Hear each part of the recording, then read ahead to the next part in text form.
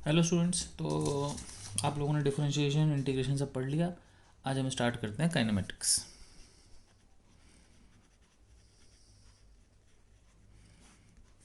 ठीक है। तो समझने को बहुत बड़ा चैप्टर है।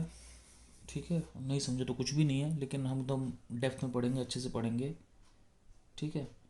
तो मैं एक बार फिर चाहता हूँ आपसे कि अगर आप थोड़ा मोड़ा डिफरेंशिएशन इंटीग्रेशन वेक्टर भूल गए हो तो एक बार दोबारा से जाके देख लेना।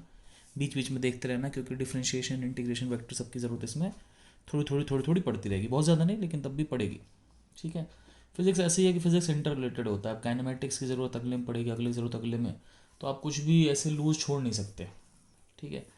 तो मैं धीमे धीमे छोटी छोटी बातें बताता हूँ। पहले बताता हूँ वन डी। वन डी मतलब वन डायमेंशनल। डायमेंशनल और लीनियर मोशन।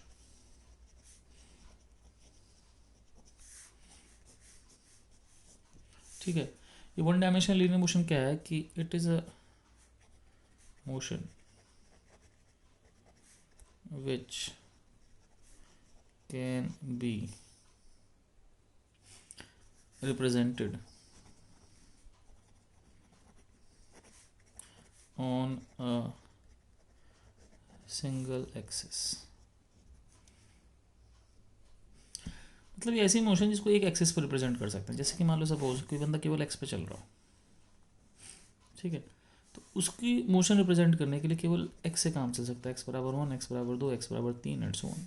लेकिन अगर गलती ऊपर गया, नीचे गया, इधर गया, उधर गया, तो उसको दो कोऑर्डिनेट्स चाहिए, वाई एक्सिस, जेड एक्सिस। ऐसे ही अगर केवल वाई एक्सिस पे चलेगा तो भी वन डी मोशन है, और ऐसे ही केवल बाहर वाली जेड एक्सिस पे चलेगा तो भी वन डी मोशन। मतलब उसको दो एक्सिस नहीं चाहिए, उसको एक सिंगल एक एक्सिस चाहिए। ठीक है ना। तो वन डी मोशन है। वो एक एक्सिस एक्स वाई जेड कुछ भी हो सकती है, फर्क नहीं पड़ता, लेकिन सिंपल सी बात है, अगर वो एक लाइन पे चलता है तो वो वन डी मोशन है। ठीक है, केवल एक एक्सिस चाहिए। टू डी और प्लेनर मोशन, ये क्या होता है? It is a motion requiring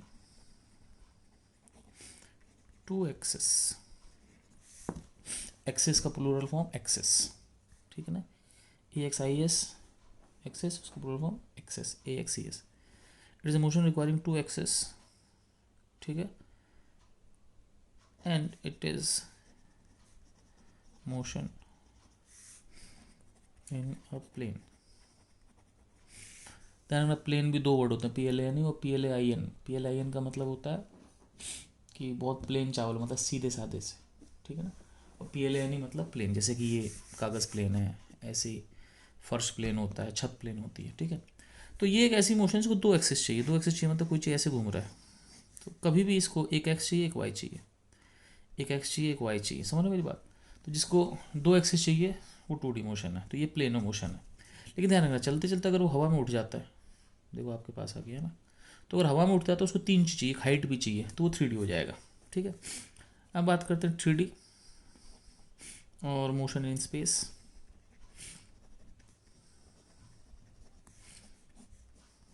ठीक है। अब थ्री डी और मोशन इन स्पेस में इसको कितनी एक्सिस चाहिए? तीन एक्सिस चाहिए। तो इट रिक्वायर्स थ्री एक्सिस। ठीक है ना। ये क्या करता है? That is it can not, it can't be contained in a plane. ये ऐसी मोशन होती है जो एक प्लेन में कंटेन नहीं हो सकती। जैसे कि मान लो सपोज कि मैं ऐसे चलते चलते हवा में उठ गया, तो मेरे को एक और चीज़ चाहिए। कौन सी चीज़? एक हाइट चाहिए, कि कितनी हाइट पे है, कितना ऊपर गया, तो उसको जेड एक्सिस पे चाहिए।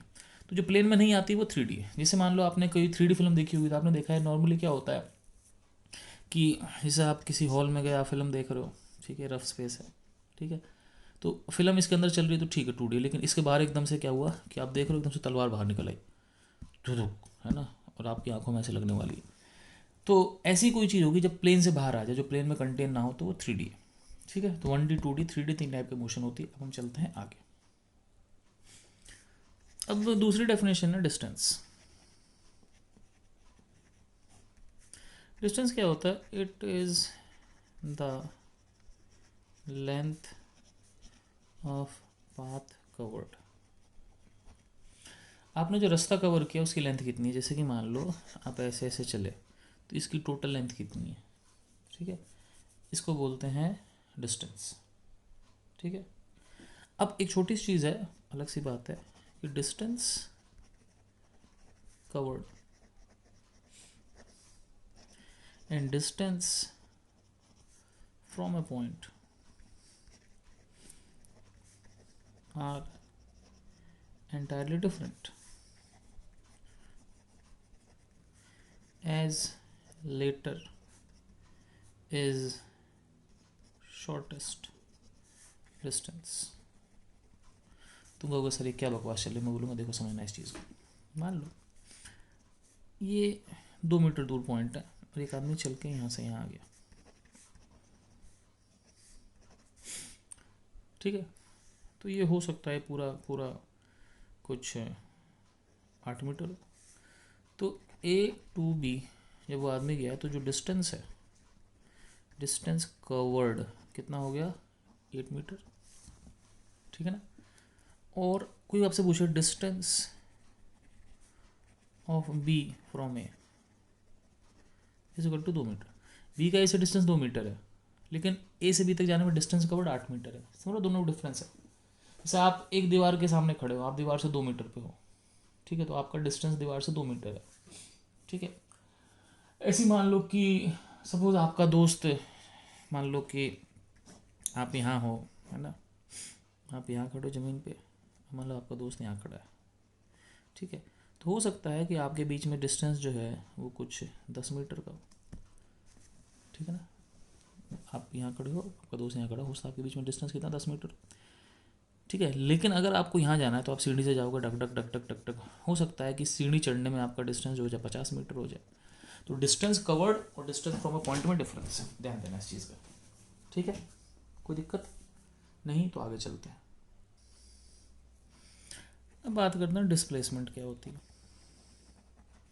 डिस्प्लेसमेंट के बारे में हम पहले भी जिक्र कर चुके हैं, इसको हम जनरली एस वेक्टर से दिखाते हैं, ध्यान रखना डिस्टेंस को भी एस से ही दिखाते हैं, ठीक है। चीज़ों के नाम रिपीट होते हैं, जैसे पावर पी से दिखाते हैं, प्रेशर पी से दिखाते हैं, मोमेंटम भी पी से दिखाते हैं। क्यों? ये ऐसे ही है जैसे इंडिया में राहुल नाम के हज़ारों बालक होंगे। क्यों? क्योंकि बालक तो अनंत हैं और दिन पर दिन होते जा रहे हैं, लेकिन नाम अनंत थोड़े हैं, नाम तो गिने चुने, तो नाम तो रिपीट होंगे, ठीक है। अब डिस्प्लेसमेंट क्या होता है? तो डिस्प्लेसमेंट बहुत सिंपल सी डेफिनेशन, तब भी मैं फिर दोबारा लिखता हूँ, it is vector from initial to final position. ये वेक्टर जो इनिशियल से फाइनल पोजीशन की तरफ होता है, कहने का मतलब ये हुआ कि सपोज़ मैं यहाँ से यहाँ गया, ए से बी, तो ये जो वेक्टर है शुरू और फाइनल पोजीशन के बीच में, इसको बोलते हैं डिस्प्लेसमेंट वेक्टर। तो एस वेक्टर बराबर ए बी वेक्टर, ठीक है, कोई दिक्कत नहीं, आगे चलें। ओके, अब जब हमने वेक्टर पढ़ा था तब मैंने आपको बताया था कि सपोज़ कि ये मेरी शुरू की पोजीशन है, तो ये मेरा शुरू का पोजीशन वेक्टर मान लो आ रही है, ये मान लो मेरी इनिशियल पोजीशन है, और बाद में मैं यहाँ पहुँच गया बी पर, ये मेरी फाइनल पोजीशन है, इसे वेक्टर नहीं आएगा।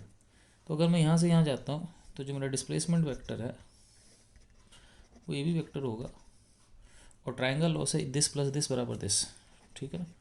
तो ट्रायंगल लॉ के हिसाब से क्या हुआ, आर आई प्लस एस बराबर कितना हो गया आर एफ। इसका मतलब डिस्प्लेसमेंट वेक्टर क्या होगा, आर एफ माइनस आर आई, ठीक है। तो डिस्प्लेसमेंट वेक्टर जो होता है final position minus initial position होता है, इसको ध्यान रखना है। मैं पहले भी कई बार बोल चुका हूँ, इसको एम टी आर करना है, एम टी आर बोले तो मुझे तो रटो, ठीक है। तो डिस्प्लेसमेंट वेक्टर जो होता है वो होता है final position minus initial position, ठीक है, कोई दिक्कत, सही है, आगे चलते हैं, ठीक। दूसरी बात अगली है कि डिस्प्लेसमेंट जो होता है उसका जो मैग्नीट्यूड होता है वो हमेशा डिस्टेंस से, सही लगाया गलत लगाया, गलत लगाया, हमेशा लेस देन इक्वल टू होगा। डिस्प्लेसमेंट या तो डिस्टेंस के बराबर होगा या छोटा होगा। मतलब समझना मेरी बात, देखो भाई ये बराबर तभी हो सकते हैं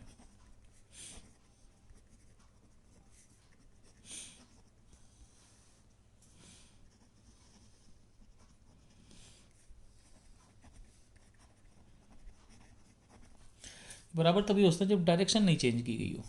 ठीक है, डायरेक्शन नहीं चेंज करने का मतलब ये है कि आप चलो रुको फ़र्क नहीं पड़ता। जैसे मान लो आप हमेशा ईस्ट ही चलते रहो, मैं चला, रुक गया, फिर चला, रुक गया, फिर चला, रुक गया, फिर चला, रुक गया, फिर चला, मैं हमेशा ईस्ट ही ईस्ट चलते रहूँगा, तो मेरा डिस्टेंस और डिस्प्लेसमेंट दोनों क्या होगा, सेम होगा। मान लो ये 10 मीटर है तो दोनों 10 मीटर होंगे। लेकिन अगर मैंने गलती से डायरेक्शन मोड़ लिया, डायरेक्शन मोड़ने का मतलब समझना कि मैं 6 मीटर इधर गया और 4 मीटर वापस आ गया, उसी लाइन पे आया, बस थोड़ा दिखा लग रहा हूँ, तो इस केस में क्या होगा, डिस्प्लेसमेंट हो जाएगा 2 मीटर, 6 में से 4 गए, और जो डिस्टेंस होगा वो डिस्टेंस आपके पास 10 मीटर हो जाएगा, क्योंकि डायरेक्शन बदल गई। ऐसे मान लो सपोज़ आप ऐसा करते हो कि आप 4 मीटर ऐसे चलते हो, 3 मीटर ऐसे चलते हो, ठीक है, तो अब आपका डिस्टेंस कितना हो गया, डिस्टेंस आपके पास हो गया 7 मीटर, और डिस्प्लेसमेंट आपके पास हो गया ये, और ये कितना हो जाएगा बच्चों, ये 3 है, ये 4 है, तो √3² प्लस 4² कितना हो जाएगा, 5। तो मैं कह रहा हूँ कि बॉडी रुके चले फ़र्क नहीं पड़ता, लेकिन जब तक वो डायरेक्शन नहीं बदलती दोनों सेम होती है। अगर डायरेक्शन बदलेगी, है ना, तो हमेशा डायरेक्शन बदलेगी तो हमेशा डिस्प्लेसमेंट कम होगा। जैसा आपको दिख रहा है यहाँ पर डायरेक्शन बदली, ठीक है, यहाँ देखो, यहाँ डायरेक्शन बदली तो डिस्प्लेसमेंट कम हो गया, डिस्टेंस ज़्यादा हो गया, यहाँ डायरेक्शन बदली तो डिस्प्लेसमेंट कम हो गया, डिस्टेंस ज़्यादा हो गया, क्योंकि भाई डिस्प्लेसमेंट सबसे छोटी दूरी है यहाँ से यहाँ तक की, और डिस्टेंस बड़ी दूरी है, तो दोनों बराबर भी हो सकते हैं कब, जो डायरेक्शन ना बदले, अदरवाइज हमेशा डिस्प्लेसमेंट डिस्टेंस से छोटा ही होगा। ठीक है, अब चलते हैं आगे। तो हम लोगों ने क्या देखा कि जो डिस्प्लेसमेंट होता है वो होता है final position minus initial position. जब हम 1D में होते हैं तो मान लो हम केवल एक्स में चल रहे हैं, ओनली एक्स ओनली वाई, कुछ भी हो सकता है, तो आपके पास जो पोजीशन होंगी वो केवल एक्स में ही होगी। जैसे मान लो पोजीशन वैसे क्या होती है, पोजीशन वेक्टर होता है एक्स आई वाई जे जेड के, लेकिन आप 1D में हो तो केवल एक्स ही होगी। तो जब आप 1D में होते हो तो आपकी जो पोजीशन होती है वो केवल एक्स में होती है। जैसे कि मान लो आप बोलोगे मैं एक्स बराबर 1 पर हूँ, एक्स बराबर 2 पर हूँ, एक्स बराबर 3 पे हूँ, एक्स बराबर 4 पे हूँ, एक्स बराबर 100 पे हूँ, तो 1D में पोजीशन का मतलब केवल एक्स। तो 1D में डिस्प्लेसमेंट का मतलब होगा x final minus x initial. ठीक है, ये डिस्प्लेसमेंट का मतलब होता है, वेक्टर नहीं लगा फ़र्क नहीं पड़ता। ठीक है, तो 1D में हमेशा ये होता है। ठीक है, पोजीशन डिस्प्लेसमेंट जो होती है final position minus initial position. अब 1D में क्या होता है, देखो 1D में डायरेक्शन के लिए हम आई कैप जे कैप होते ही नहीं 1D में, क्योंकि केवल एक ही चीज़ है, तो आपको आई कैप जे कैप की ज़रूरत नहीं है। समझ रहे मेरी बात, 1 लिखा है मतलब एक्स में एक, वहाँ तो भाई देखो भाई, अगर एक वेक्टर 2D में है तो समझना मेरी बात, एक इधर भी हो सकता है, एक इधर भी हो सकता है, किधर भी हो सकता है, लेकिन 1D में एक का मतलब इधर एक। अब होता क्या है कि 1D बहुत अच्छी चीज़ है, in 1D there are only 2 directions. 1D में 2 डायरेक्शन होंगी। जैसे मान लो इस लाइन पे चल रहे हो तो राइट लेफ्ट, ठीक है, ऐसे चल रहे हो तो ऊपर नीचे। ठीक है बच्चों, ठीक है, one is positive and other is negative. 1D में 2 डायरेक्शन होती हैं, एक को पॉजिटिव बोलते हैं और एक को नेगेटिव बोल लेते हैं। ठीक है, तो ये केवल 1D में होता है, 2D में नहीं होता। 2D में हज़ारों डायरेक्शन होती हैं। ठीक है, 2D में क्या होता है भाई, अब आप 2D में चल रहे हो प्लेन में तो आप कहीं भी जा सकते हो, तो ये करोड़ों डायरेक्शन, तो आप इनको प्लस माइनस से दिखा नहीं सकते। लेकिन 1D बहुत अच्छी चीज़ है, केवल 2 डायरेक्शन होती है। तो इसमें बहुत सिंपल होता है, जैसे कि मान लो समझना, आप 1 से 3 गए तो डिस्प्लेसमेंट हो गया 3 माइनस 1 2, 2 मतलब +2। लेकिन 3 से 1 आपका डिस्प्लेसमेंट होगा 1 माइनस 3 -2, -3 -2 का मतलब 3 से 1 है, तो आपका डिस्प्लेसमेंट 2 लेफ्ट हो जाएगा। तो साइन अपने आप आ जाते हैं। फिर मेरी बात समझना, 1 से 3 का फाइनल 3 इनिशियल 1 डिस्प्लेसमेंट +2, 3 से 1 आए फाइनल 1 इनिशियल 3 डिस्प्लेसमेंट -2। ठीक है ना, तो कहने का मतलब ये हुआ कि बेसिकली वो अपने आप साइन आ जाएंगे। तो 1D में 2 डायरेक्शन पॉजिटिव नेगेटिव। ठीक है, आप इस फॉर्मूले के हिसाब से चलते हो और आपके पास अपने आप ही आंसर आते जाएंगे। अब हम चलते हैं आगे। ठीक है, अगली चीज़ है, इसको हम बोलते हैं एवरेज स्पीड। ठीक है, अब यहाँ से थोड़े चीज़ें बदल जाएंगी, चीज़ें वैसे ही रहेंगी जैसे आप हमेशा समझते थे। ठीक है, अब चीज़ें थोड़ी बदलने जा रही हैं। तो एवरेज स्पीड को हम जनरली वी एवरेज से दिखाते हैं, VAV। ठीक है, और ये होता क्या है, ये कुछ नहीं होता, ये डिस्टेंस बाय टाइम होता है। ध्यान रखना, डिस्टेंस को भी एस से दिखाते हैं, डिस्प्लेसमेंट को भी एस से दिखाते हैं, फ़र्क नहीं पड़ता। ऐसे ही स्पीड को भी वी से दिखाते हैं, वेलोसिटी को वी से दिखाते हैं। तो एवरेज स्पीड जो होती है वो कितनी होती है, S/T। ठीक है, अब इसको आप टोटल डिस्टेंस बोलो, टोटल टाइम बोलो, फ़र्क नहीं पड़ता मेरे लिए, तो एक ही चीज़ है। अब मैं बोलूँगी मेरी जेब में कितने पैसे पड़े, कितने टोटल पैसे पड़े, एक ही चीज़ है मेरे लिए ना। तो समझने का मतलब है डिस्टेंस का मतलब कितना डिस्टेंस है, टोटल डिस्टेंस ही हुआ बाई टोटल टाइम। तो ये आपके पास एवरेज स्पीड का फॉर्मूला होता है, ठीक है। अब ध्यान रखना एक और चीज़ होती है जिसके बारे में अभी समझाता हूँ, लेकिन उसके बारे में चर्चा बाद में करेंगे। एक चीज़ होती है इंस्टेंटेनियस स्पीड और स्पीड, फ़र्क समझना दोनों, मैं समझाता हूँ आपको। क्या हुआ, सपोज कि मान लो ये दिल्ली है, ये मान लो जयपुर है, मान लो स्ट्रेट रास्ता है, जैसे ही मान लो फ़र्क नहीं पड़ता। मान लो बीच का डिस्टेंस 250 किलोमीटर है। मान लो आप दिल्ली से चले, मान लो आपको जाने में लग गया 5 घंटे। अब आपकी एवरेज स्पीड कितनी होगी, total distance by total time 250/5 कितना हो गया, 50 किलोमीटर पर आवर, ठीक है। अब मैं ये कह रहा हूँ कि 50 किलोमीटर पर आवर है, तो आप मुझे ये बताओ कि क्या आप जब दिल्ली से जयपुर जाओगे, आपका जो स्पीडोमीटर है ना, स्पीडोमीटर स्पीड नापता है, स्पीडोमीटर वाली स्पीड, ठीक है। मैं कह रहा हूँ जब आप दिल्ली से जयपुर जाओगे तो मुझे बताओ क्या आपका स्पीडोमीटर हमेशा 50 दिखाएगा?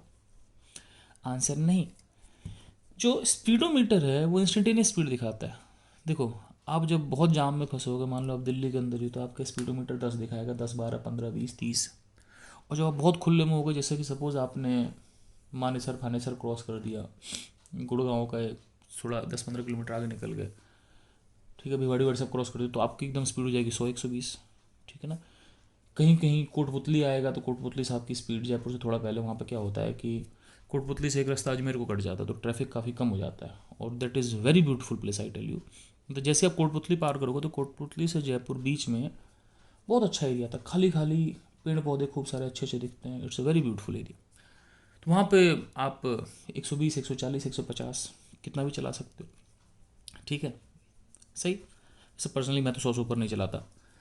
तो मैं क्या कह रहा था आपसे कि बेसिकली आपकी जो स्पीड 50 है वो शायद ही कभी आती होगी, हो सकता है कभी ऐसा टाइम आता हो आप पे कि आप 20 से 100 ले जा रहे हो तो बीच में 50 आया एक इंस्टेंट के लिए, 100 से 20 पर ब्रेक मारी, फिर आपका बीच में आया 50। तो आप रेयरली 5 घंटे में हो सकता है कि मुश्किल से 10 मिनट भी 50 पे आपका मीटर रहो। मेरी बात समझ लो। तो मेरा कहने का मतलब ये है कि ये जो एवरेज स्पीड है ये कहाँ दिखती है, ये तो कहीं दिखती नहीं है। ये जो स्पीडोमीटर दिखाता है एवरेज स्पीड नहीं होती, वो कुछ और होता है। तो बात स्पीडोमीटर क्या दिखाता है, तो बात ये है कि हमारा जो मीटर दिखाता है वो होती है इंस्टेंटेनियस स्पीड। इंस्टेंटेनियस मतलब किसी पर्टिकुलर इंस्टेंट की स्पीड। वो क्या होती है, देखो, स्पीड हमेशा ही डिस्टेंस बाय टाइम होती है, लेकिन जो इंस्टेंटेनियस स्पीड होता है जिसको केवल स्पीड बोलते हैं, आप इंस्टेंटेनियस स्पीड बोलो या स्पीड बोलो फ़र्क नहीं पड़ता, वो जो चीज़ होती है वो भी डिस्प्लेसमेंट टाइम होती है, लेकिन वो छोटू डिस्प्लेसमेंट का छोटा टाइम होती है।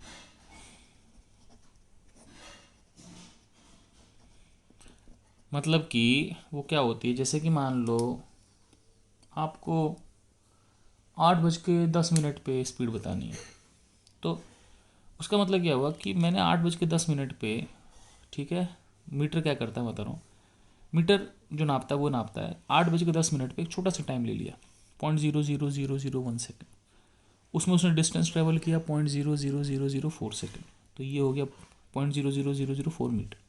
तो ये 0.00004, ये 0.00001, दोनों को डिवाइड कर दिया, 4 मीटर पर सेकंड आ गया। समझ बात। एक्चुअली देखो, बड़े टाइम में चीज़ें बदलेंगी लेकिन छोटे टाइम में चीज़ जो है वही रहेगी, ठीक है ना। तो मैं आपसे कह रहा हूँ कि बहुत छोटे टाइम पे जो स्पीड होती है एवरेज स्पीड, वही इंस्टेंटेनियस स्पीड होती है। मतलब एक इंस्टेंट पे जो स्पीड है वो इंस्टेंटेनियस स्पीड है, और जो बड़े टाइम में स्पीड है वो एवरेज स्पीड है। तो एक्चुअली कैलकुलस का जन्म इसीलिए हुआ था कि छोटी चीज़ों को कैसे डिफाइन करें। सिंपल है, बड़े टाइम की स्पीड क्या है, एवरेज स्पीड है, और छोटे टाइम की स्पीड क्या है, इंस्टेंटेनियस स्पीड है। तो स्पीड का मतलब इंस्टेंटेनियस स्पीड होता है, और वो ds/dt होती है, ना कि s/t। ठीक है, कोई दिक्कत किसी को नहीं? आगे चलते हैं। ओके बच्चों, अब देखो, ये बहुत इंपॉर्टेंट चीज़ है, वेरी इंपॉर्टेंट चीज़, ठीक है। इसको मैं बोलता हूँ PJIP, मतलब पांडे जी's इम्पोर्टेंट पॉइंट। ठीक है, पॉइंट्स आपने लिखा, काम चला लेना। तो कभी कभार मैं कोई पीजीप देता हूँ, पीजी का मतलब पांडे जी इंपॉर्टेंट पॉइंट, काफ़ी इंपॉर्टेंट पॉइंट है, बहुत छोटी सी चीज़ है, सबको समझ भी है, लेकिन तो भी मैं बता दे रहा हूँ कि if something is constant then it's instantaneous. तो if something is constant then it's instantaneous and average value is same। अगर कोई चीज़ कांस्टेंट है तो उसकी इंस्टेंटेनियस एवरेज वैल्यू सेम रहेगी। ठीक है ना, कोई चीज़ हमेशा सेम रहेगी तो उसकी एवरेज और इंस्टेंटेनियस वैल्यू सेम रहेगी। जिससे मेरे कहने का मतलब ये, सपोज आप एक दिन में 100 रुपये कमाते हो, ठीक है, 2 दिन में 200, रोज़ आप 100 ही कमा रहे हो। ठीक है, तो अगर आप रोज़ 100 रुपये कमा रहे हो तो आप ये समझना, मैं एक रफ में लिख देता हूँ, चलो नहीं लिखता हूँ, छोड़ो ना यार। मान लो आप रोज़ 100 रुपये कमा रहे हो, तो मान लो कि ये रफ वर्क है, तो अगर आप रुपये बटे दिन कभी भी करोगे कांस्टेंट ही आएगा, बस सेम आएगा। क्यों भाई, एक दिन में 100 रुपये, 2 दिन में 200, 3 दिन में 300, 4 दिन में 400, 400 बाई 4, 300 बाई 3, 200 बाई 1, 200 बाई 2, वो हमेशा 100 ही आना। वैसे मान लो आपकी गाड़ी हमेशा 50 पे चल रही है, एग्जैक्ट 50 पर। ठीक है, तो 1 घंटे में 50, 2 घंटे में 100, 3 घंटे में 150, 4 घंटे में 200। कभी भी आप डिस्टेंस बाय टाइम करोगे, it is always going to be 50 kilometre per hour only. तो कोई चीज़ कांस्टेंट होगी तो उसकी इंस्टेंटेनियस और एवरेज वैल्यू सेम होती है। ठीक है, अब यहाँ पर एक चीज़ और है। ठीक है, और वो चीज़ क्या है, वो भी एक अजीब चीज़ है, वो होती है कांस्टेंट एंड यूनिफॉर्म। ठीक है, देखो थोड़ा शुरू में ना हल्का सा इन्फॉर्मेटिव चैप्टर है, बाद में बहुत ज़्यादा न्यूमेरिकल हो जाएगा। शुरू में हल्का सा इन्फॉर्मेटिव है, ध्यान देना पड़ेगा। ये दोनों मैक्सिमम लोगों के लिए सेम होते हैं, लेकिन सेम नहीं होता। कांस्टेंट मतलब same with respect to time,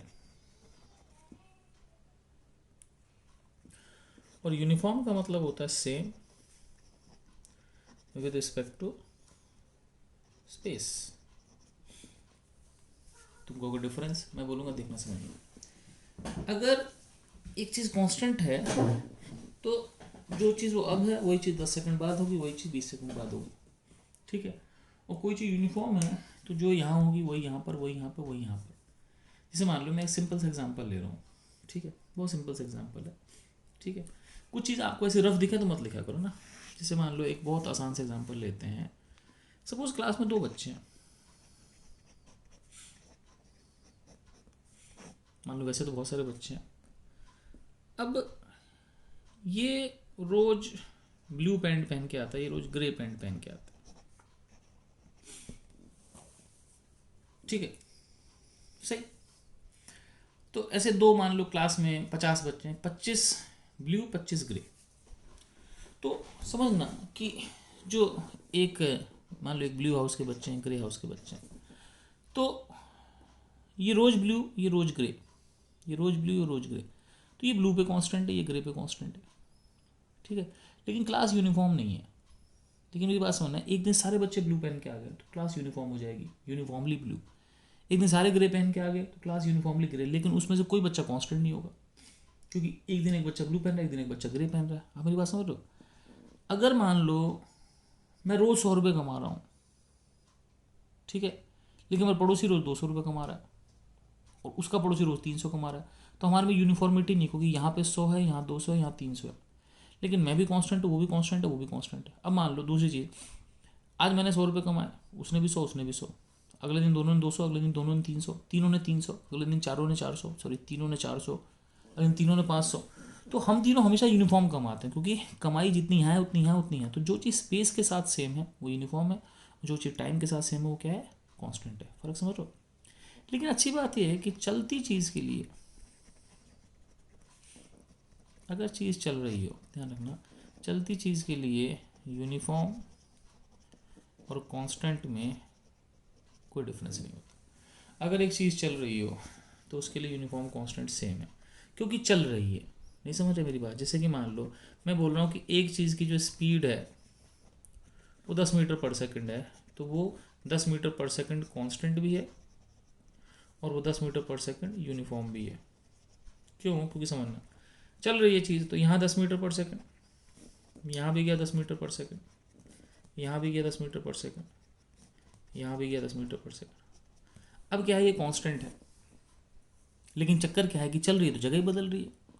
तो ये चीज़ समय के साथ भी सेम है। जैसे मान लो टी बराबर 0 पर यहाँ पे, टी बराबर 1 पे यहाँ पे, टी बराबर 2 पर यहाँ पे, टी बराबर 3 पे यहाँ पे। अब मेरी बात समझना, ये चीज़ समय के साथ भी कांस्टेंट नहीं बदल रही, लेकिन क्योंकि समय के साथ जगह बदल रही है इसलिए जगह के साथ भी सेम है। तो चलती हुई चीज़ के लिए यूनिफॉर्म और कांस्टेंट सेम होते हैं, ठीक है, लेकिन चलती हुई चीज़ नहीं है तो दोनों में डिफरेंस हो सकता है, ठीक है, समझ रहे मेरी बात? जैसे कि मान लो एक कमरा है, अब उसमें क्या है कि कमरे में क्या हुआ कि मान लो कमरे में लेफ्ट साइड पे मैग्नेटिक फील्ड ज़्यादा है, धरती की मैग्नेटिक फील्ड होती है, और राइट साइड मैग्नेटिक फील्ड कम है। लेफ्ट साइड मैग्नेटिक फील्ड मान लो हमेशा 10 यूनिट है, राइट साइड हमेशा 15 यूनिट है, तो वो 10 भी कांस्टेंट है, 15 भी कांस्टेंट, लेकिन कमरे में मैग्नेटिक फील्ड यूनिफॉर्म नहीं है। समझ मेरी बात? तो चलती चीज़ में दोनों सेम होता है, लेकिन बाकी चीज़ों में डिफरेंस होता है, ठीक है, बाकी आप समझ सकते हो। चलो भी आगे, चलो आगे चलते हैं, बहुत सारी थ्योरी है इसमें, थोड़ी देर बाद न्यूमेरिकल बढ़ जाएंगे। चल भाई, अब हम लोग कुछ क्वेश्चन करते हैं एवरेज स्पीड पे। तो इस लेक्चर में एवरेज स्पीड कवर करेंगे, और अगले लेक्चर में उसके बाद चल। क्वेश्चन मान लो ऐसा है कि if a person travels eight v1 and v2 and v3 भी लगा देते हैं for equal times, find v average. मतलब जितने टाइम वो v1 से चला, उतने टाइम v2 चला, उतने टाइम v3 चला। मतलब मान लो कि 1 घंटा में 10 की स्पीड चला, 1 घंटा 20 की, 1 घंटा 30 की, तो मेरा एवरेज क्या होगा? तो हम ऐसा करते हैं, समझना मेरी बात। अब देखो, हम इसको कहानी को 3 भाग में डिवाइड कर देते हैं, तीनों का टाइम मान लेते हैं सेम t। ए से बी v1 से चला, बी से सी v2 चला, ये v3 चला। ये डिस्टेंस मान लो s1, ये डिस्टेंस s2, ये डिस्टेंस s3। अब ध्यान रखना, डिस्टेंस कभी भी स्पीड इनटू टाइम नहीं होता। डिस्टेंस कभी भी स्पीड इनटू टाइम नहीं होता। सर कहोगे सर ये तो हमने, मतलब आपने तो हमारी जो परखच्चे उड़ा दिए जो हम लोगों ने बचपन सुना था। भाई डिस्टेंस स्पीड इनटू टाइम अनर्थ है। क्या है? अनर्थ। बोलो अनर्थ मैया की जय, है ना। डिस्टेंस स्पीड इनटू टाइम कभी नहीं होता। डिस्टेंस हमेशा एवरेज स्पीड इनटू टाइम होता। तुम कहोगे सर थोड़ा और समझाओ क्या कहना चाह रहे हो आप, ठीक है। तो ये तो आपको पता है, average speed distance by time होता है, तो डिस्टेंस एवरेज स्पीड टाइम होता है। तुम बोलोगे गलत क्यों? मैं बोलूँगा बहुत सिंपल है, समझना। आप दिल्ली से जयपुर गए, ठीक है, सही। तो अब तुम बोलोगे सर जयपुर से दिल्ली क्यों नहीं आ रहे हैं? पहले भी दिल्ली से जयपुर गए तो भाई लॉकडाउन है इसलिए नहीं आ पा रहे, तो दिल्ली से जयपुर ही चलेगा। वो दिल्ली से जयपुर गए, और सोचो अब जब दिल्ली से निकलते हो, मान लो टोटल टाइम लगा 5 घंटे, तो होता क्या है कि दिल्ली में ही जहाँ से आप चले 10 किलोमीटर चलने में, थोड़ा और आगे चलते हैं, मान लो हम चल जाते हैं 40 किलोमीटर। अब मान लो 40 किलोमीटर पे आप गुड़गांव से कहीं बाहर निकल गए, आपने एकदम धांसू सड़क देखी, भिंडैक ढिंचैक सड़क, और आपने स्पीड कर दी 100 किलोमीटर पर आवर। अब इस 40 किलोमीटर में तो आपको लगे 2 घंटे, ठीक है, या मान लो 50 किलोमीटर मान लो, ठीक है। अब टोटल कितना मैंने बताया था, 250 किलोमीटर है। बचा कितना? बचा आपके पास 200 किलोमीटर। 200 किलोमीटर में लगे मान लो आपको 3 घंटे, ठीक है। तो आप वैसे ये थोड़ा लॉजिकल भी है कि इसके बाद सड़क खुली हुई है तो फटाफट फटाफट फटाफट चल जाता है, मतलब 200 किलोमीटर 3 घंटे में जाएंगे और 50 किलोमीटर 2 घंटे में। अब मुझे बताओ इस पॉइंट पे अगर आपसे कोई पूछे भाई तेरा डिस्टेंस क्या है, और आपने गलती से स्पीड इनटू टाइम कर दिया, तो आपकी मीटर की स्पीड कितनी थी? 100 किलोमीटर पर आवर, और टाइम कितना लगा? 2, तो इसका मतलब आपका डिस्टेंस 200। लेकिन मुझे पता है कि मेरा डिस्टेंस कवर्ड केवल 50 है। और सोचो इस टाइम आप ब्रेक लगा के रुक जाते, आपने कहा नहीं मैं तो रुकूंगा, बहुत देर होगी, चल तो परेशान हो गया, रुकने के बाद चलूंगा, तब तो आज की स्पीड होती 0, तो आपका डिस्टेंस 0 इंटू टाइम हो जाता। गलत है, समझ मेरी बात। कभी भी डिस्टेंस स्पीड इंटू टाइम नहीं होता, डिस्टेंस हमेशा एवरेज स्पीड इंटू टाइम होता है। अब यहाँ से यहाँ तक अगर आप एवरेज स्पीड निकालोगे तो एवरेज स्पीड क्या होगी? डिस्टेंस बाय टाइम 25, 50/2 25, और एवरेज स्पीड इंटू टाइम करोगे 25 इंटू 2 50 आ जाएगा। तो मतलब कहने का मतलब डिस्टेंस हमेशा एवरेज स्पीड इंटू टाइम होता है। समझ रहे हो, कभी भी स्पीड इनटू टाइम नहीं होता, ठीक है। तो बोलोगे लेकिन बचपन सुना था, एक्चुअली उसका सुनने का रीज़न क्या है मैं समझा रहा हूँ, देखो समझना। अब इस क्वेश्चन को देखते हैं। क्वेश्चन कह रहा है एक पर्सन V1 V2 और V3 से इक्वल टाइम चला, तो मान लो A से B V1 से चला, B से C V2 से चला, C से D V2 से V3 से चला। अब मैं कह रहा हूँ कि वो V1 से मान लो 1 घंटा चला, V2 से 1 घंटा चला, V1 से 1 घंटे का मतलब क्या हुआ कि वो 1 घंटे लगातार V1 से चला। तो यहाँ पर V1 कांस्टेंट है। जैसे मान लो मैं आपसे बोलूँ कि मैं 1 घंटा 100 चला, मतलब मैं 1 घंटे लगातार 100 चला, नो डाउट वो 100 इंस्टेंटेनियस स्पीड है, लेकिन क्योंकि कांस्टेंट है इसीलिए एवरेज स्पीड भी। मेरी बात समझ रहे हो? तो डिस्टेंस को हम एवरेज स्पीड इंटू टाइम ही लिखते हैं, नो डाउट, लेकिन इसको स्पीड इंटू टाइम भी लिख सकते हैं अगर स्पीड क्या है, कांस्टेंट। क्यों? क्योंकि कांस्टेंट चीज़ के लिए, फॉर कांस्टेंट्स है ना, कांस्टेंट के लिए स्पीड और एवरेज स्पीड सेम होती है। तो होता तो एवरेज स्पीड इंटू टाइम है, लेकिन आप इसको स्पीड इंटू टाइम लिख सकते हो अगर चीज़ कांस्टेंट हो तो, ठीक है। तो डिस्टेंस बराबर average speed into time, distance बराबर एवरेज स्पीड इंटू टाइम, ठीक है।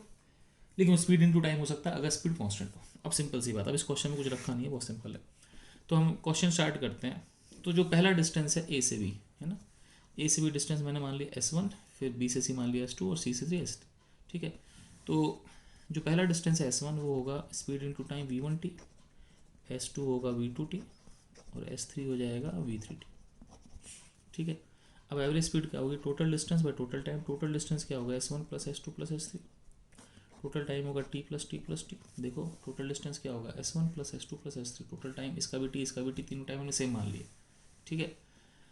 अब ये क्या हो गया, S1 हो गया V1t, ये V2t, ये V3t, तीनों को जोड़ लिया, V1 plus V2 plus V3 into T by नीचे क्या हो गया 3t।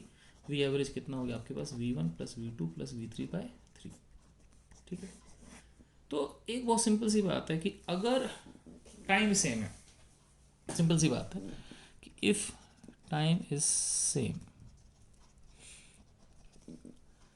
Average of speeds is average speed. मतलब अगर आप 10, 20, 30, 40 चार स्पीड से बराबर टाइम गए हो, वो बराबर टाइम 1 घंटा हो, 1 मिनट हो, 1 सेकंड हो, फर्क नहीं पड़ता, तो उनका जो एवरेज है, जैसे मान लो 10, 20, 30, 40 का एवरेज क्या होगा, 10, 20, 30, 30, 30, 60, 60, 40, 100, उनका एवरेज क्या होगा 100 बाय 4, 25, वही आपकी एवरेज स्पीड है, ठीक है। लेकिन कब, जब टाइम सेम हो, ठीक है। सिंपल सी बात, आगे चलें, ओके आगे चलते हैं। अगला क्वेश्चन करते हैं, if you move equal distances at V1 and V2, find V average, ठीक है। ज़्यादा अच्छा आपके लिए है कि आप पॉज करके सवाल खुद किया करो, ठीक है ना, it will be better for you, ठीक है। अब आपने जितना डिस्टेंस V1 से कवर किया उतना डिस्टेंस V2 से, तो बताओ एवरेज स्पीड क्या होगी। अब इसमें क्या करना है, जैसे कि मान लो A से B, ये भी डिस्टेंस S मान लो, ये भी डिस्टेंस S मान लो, ये V1 से ये V2 से, ये मान लो टाइम T1, ये टाइम मान लो कितना है T2। मेरे से पूछा एवरेज स्पीड क्या होगी, तो एवरेज स्पीड क्या होगी, total distance S plus S by total time T1 plus T2। अब नेचुरल सी बात है, ये V1 कॉन्स्टेंट स्पीड है, क्योंकि मैंने बोला है कि V1 से मैं S चला, जैसे मान लो बोलूँ मैं 100 किलोमीटर 50 चला, मतलब 50 मेरी कॉन्स्टेंट स्पीड है, तो एवरेज भी वही होगी। अब 2S टाइम क्या होता है, डिस्टेंस बाय स्पीड। जैसे स्पीड डिस्टेंस, ध्यान रखना डिस्टेंस स्पीड इनटू टाइम होता है, लेकिन ये एवरेज होता है, तो यहाँ पे एवरेज और इंस्टेंटेनियस सेम, ठीक है। तो टाइम क्या होगा, डिस्टेंस बाय स्पीड, तो पहला टाइम क्या होगा S बाई V1, दूसरा टाइम क्या होगा S बाय V2, ठीक है। तो अब ये कितना हो गया 2S बाय, नीचे हो गया V1 V2 LCM, ये हो गया S V2 plus S V1, ठीक है। तो ऊपर चला गया, तो एवरेज स्पीड कितना आ गया आपके पास, ठीक है, 2S V1 V2 by S V1 plus V2, S common ले लेते हैं इसमें से, S से S कट गया, तो 2V1 V2 by V1 plus V2, ठीक है। तो हमको पता चला कि इस केस में एवरेज स्पीड क्या होगी, 2V1 V2 by V1 plus V2, ठीक है। तो दो फॉर्मूले देखे हमने, अगर टाइम सेम है तो सीधे एवरेज कर दो, जैसे V1 V2 है तो V1 प्लस V2 बाई 2 कर दो, V1 V2 V3 है तो V1 plus V2 plus V3 by 3 कर दो, 4 हो तो डिवाइड बाई 4 कर दो, और अगर डिस्टेंस सेम है तो simple 2V1 V2 by V1 plus V2, ठीक है। अब चलते हैं आगे, कुछ क्वेश्चन करते हैं, इसमें आपका दिमाग लगेगा, ठीक है। अब यहाँ से लगभग थोड़ी देर, अब क्वेश्चन काफ़ी चलते रहेंगे, थोड़ी थ्योरी थोड़ा क्वेश्चन, थोड़ा क्वेश्चन, ठीक है। लेकिन आगे जाके बहुत सारे क्वेश्चन हो जाएंगे। तो क्वेश्चन करते हैं कि person travels some distance at 3 metre per second, same distance at 6 meter per second, and then an unknown distance at 4 meter per second. Find V average. एक इंसान ने कुछ दूरी तय करी 3 मीटर पर सेकंड से, ठीक है, फिर उतनी ही दूरी 6 मीटर पर सेकंड से, और फिर ना जाने कितनी दूरी 4 मीटर पर सेकंड से। तो बता एवरेज स्पीड क्या होगी। ये सवाल किसी के बस का नहीं है, क्योंकि इसमें ये नहीं बता रखा कि 4 मीटर पर सेकंड से कितना दूरी चला। तो उसको तो छोड़ देते हैं। पहले हम एक काम करते हैं, हम मान लेते हैं ABCD 4 पार्ट में डिवाइड करते हैं। A से B और B से C ये दोनों डिस्टेंस सेम है, क्योंकि जितना डिस्टेंस चला वो 3 मीटर पर सेकंड से, उतना डिस्टेंस चला 6 मीटर पर सेकंड से। अब ये डिस्टेंस अननोन है, ये चला वो 4 मीटर पर सेकंड से। यहाँ से यहाँ तक का एवरेज मुझे पता है कितना होगा बच्चों। यहाँ से यहाँ तक का एवरेज होगा, इसको बोलता हूँ VAC। A से C तक का एवरेज क्या है, दोनों डिस्टेंस सेम है, तो 2V1V2 bye V1 plus V2 कितना हो गया, 2 3 6 बाय 3 प्लस 6, 2 3 6 6 6 36 बाय 9 कितना हो गया, 4 मीटर पर सेकंड। अब सुनना मेरी बात, क्या कह रहा हूँ मैं कि A से C का एवरेज 4 आ गया, ठीक है, और C से D वो 4 चल रहा, तो C से D का एवरेज भी 4 है। अब क्वेश्चन देखो कितने में कन्वर्ट हो गया। ये देखो एवरेज का मतलब क्या होता है, average is uniformity in non uniformity. तुम कहोगे सर क्या फालतू बकवास करो, मैं करूँ, सुनो सुनो सुनो। आपके पास 50 रुपये हैं, आपके दोस्त के पास 100 रुपये हैं, एवरेज हो गया 75 रुपीज़। अगर मैं दोनों को एवरेज दे दूँ 75 75, तो भी टोटल कितना होगा, टोटल अभी भी 150 है, टोटल अभी भी कितना था 150। मेरी बात समझ रहे हो?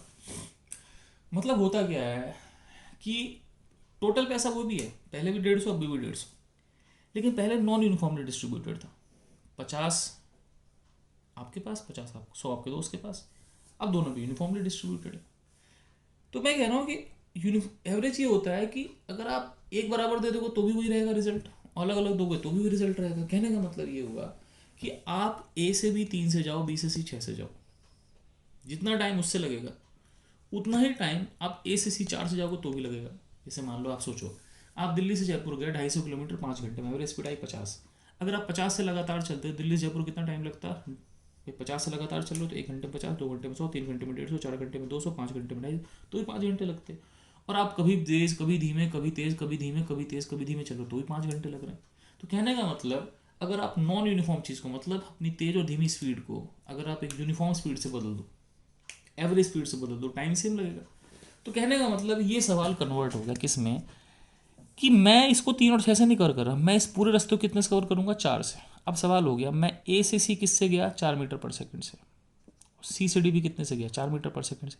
अब कोई फ़र्क पड़ता है कि CD डिस्टेंस कितना है, नहीं फ़र्क पड़ता। इसका मतलब पूरा रास्ता ही 4 से गया। मुझे बताओ जब मेरा पूरा रास्ता ही 4 से, तो मेरा एवरेज क्या होगा, 4 ही होगा, ठीक है ना, समझ मेरी बात। तो इसका मतलब क्या हुआ कि A से C का एवरेज भी 4 है, C से D का एवरेज 4 है, इसका मतलब पूरे रास्ते का एवरेज क्या है, 4 है, ठीक है। तो हम चलते हैं आगे। तो मैं कह रहा हूँ कि average of A to C is 4 metre per second and C to D is also 4 metre per second. So average of entire journey, पूरी जो जर्नी है उसका एवरेज क्या है, 4 मीटर पर सेकंड। ये लो जी, ठीक है, सवाल हो गया। अब चलते हैं हम आगे, ठीक है। तो एक और क्वेश्चन करते हैं। अब एक क्वेश्चन करते हैं थोड़ा टिपिकल सा। Person covers half the distance, ठीक है, of total journey at V1। जो भी टोटल जर्नी थी, मान लो 100 किलोमीटर, उसमें 50 किलोमीटर वो चला V1 से। In the remaining half journey he moves at V2 and V3 for equal times। जो बाकी जर्नी बची उसमें V2 और V3 से दोनों बराबर टाइम चला, मतलब मान लो कि 50 मिनट V2 से, 50 मिनट V3 से। फाइंड V एवरेज, ठीक है। अब सवाल करना कैसे, बहुत सिंपल सवाल है। देखो भाई, हम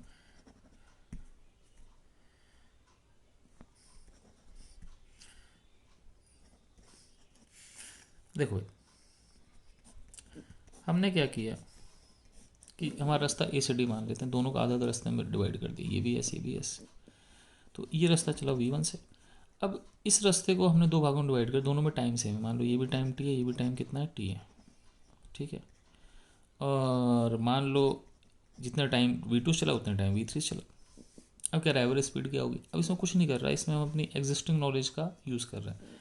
एग्जिस्टिंग नॉलेज का मतलब क्या हुआ कि दोनों टाइम सेम है, तो इसका एवरेज क्या हो जाएगा, बी से डी तक का एवरेज हो जाएगा V2 + V3/2, ठीक है। अब देखो, अब क्वेश्चन क्या हुआ कि मैं ए से बी गया V1 से और बी से डी गया V2 + V3/2 से। तो इसका मतलब जितना रास्ता मैंने V1 से कवर किया उतना ही रास्ता मैंने V2 + V3/2 से कवर किया, क्योंकि ये आधा है, ये भी आधा रास्ता है। तो इसका मतलब कि ए से डी तक जो आपका एवरेज हुआ वो क्या हुआ, ये और ये। तो 2V1V2/V1 + V2, काम खत्म। जो हमने फॉर्मूला यूज़ किया था उसी से निकल जाएगा। तो 2V1, VBD कितना है, V2 + V3/2 divide by V1 + V2। V2 कितना है, V2 + V3/2, ठीक है। 2 से 2 कट गया, तो ए से डी तक का आपका एवरेज आ जाएगा भाई कुछ। चलो मैं ही करता हूँ, V1 V2 + V3, ठीक है। इस 2 को ऊपर ले जाते हैं, ये 2 LCM पे आ जाएगा, 2V1 + V2 + V3, ठीक है। दिखने में तो सुंदर सा आंसर है, 2V1 V2 + V3 divide by 2V1 + V2 + V3, ठीक है भाई, ये हो गया। अब हम करते हैं आखिरी क्वेश्चन। मैं चाहता हूँ उसको आप एक चैलेंज की तरह लो, ठीक है। और चैलेंज की तरह लेके आप सवाल करो, और वो मेरा आखिरी क्वेश्चन होगा इस लेक्चर का। फिर हम चलेंगे अगले क्वेश्चन पे, अगले लेक्चर पे। ये एक अच्छा क्वेश्चन है, देखना, थोड़ा लंबा क्वेश्चन है, मैं लिखूंगा आराम से। क्वेश्चन है, a boy goes from village to town and path consists of horizontal, uphill and downhill। मतलब ये हुआ बड़ी सिंपल सी बात कि जो भी रास्ता है, या तो उसमें ऐसा रास्ता है, या ऐसा है, या ऐसा है, और क्या होगा वैसे भी, मतलब या तो सीधा वाला, या ऊपर वाला, या नीचे वाला, हॉरिजॉन्टल, अपहिल एंड डाउनहिल, ठीक है। Where his speeds are, his speeds are 4 km/h, 3 km/h and 6 km/h respectively. अब यहाँ पे उसकी स्पीड कितनी है, 4, 3 और 6। देखो बहुत सिंपल है, जैसे मान लो कि ये स्पीड है 4, ऊपर चढ़ेगा तो कम हो जाएगी और नीचे उतरेगा तो ज़्यादा हो जाएगी। तो हॉरिजॉन्टल पे 4 है, ऊपर जाते समय 3 है और नीचे आते समय 6 है, ठीक है, सही। अब चलते हैं आगे। आगे है, इफ़ ही डजंट, मुझे ही पता डजंट की स्पेलिंग क्या होती है, stop in town and returns instantly by the same path,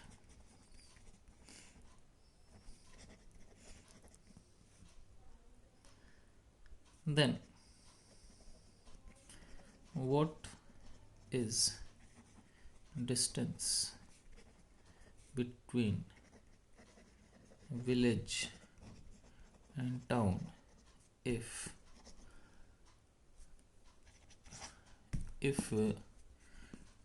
time from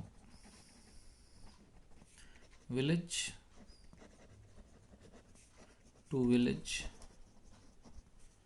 is 4 hours। लो जी, इतना लंबा क्वेश्चन आपने ज़िंदगी में आज तक तो देखा नहीं होगा, क्योंकि 7वीं 8वीं 9वीं इतने लंबे क्वेश्चन होते नहीं। ठीक है, मैं चाहता हूँ इस क्वेश्चन को आप ट्राई करो, इट्स अ गुड क्वेश्चन। ठीक है, ठीक है, तो पॉज करके ट्राई करना, मैं सॉल्यूशन देता हूँ। ठीक है, तो मेरा सॉल्यूशन देखो, अब सुनना मेरी बात। रास्ते 3 टाइप के हैं, ऐसे, ऐसे और ऐसे। ऐसे और भी होंगे आगे, हॉरिजॉन्टल ऊपर नीचे जो भी है ना, ठीक है ना, आगे भी होंगे जो भी। अब सोचने की बात ये समझना इस चीज़ को, कोई भी हॉरिजॉन्टल रास्ता है उसमें एक बार जाएगा, उसी रास्ते से वापस भी आएगा, जाएगा या आएगा, है ना। जाना भी 4 से, आना भी 4 से, मतलब इसमें तो दोनों साइड से रास्ता, दोनों साइड से एवरेज 4 ही होगा। नहीं, जाना भी 4 में, आना भी 4 में। अब बात करते हैं अपहिल। जाते समय अपहिल, आते समय डाउनहिल हो जाएगा।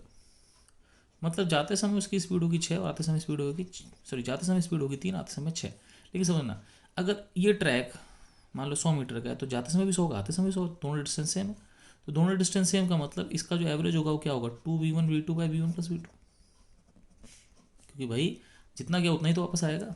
तो इसका मतलब यहाँ पे एवरेज क्या होगा, 2 3 6, 3+6 बोले तो कितना हो गया, 2 3 6 6 36/9, कितना हो गया, 4 km/h। अब ऐसे डाउन हिल में देखो, जाते समय, उतरते समय 6 और चढ़ते समय 3।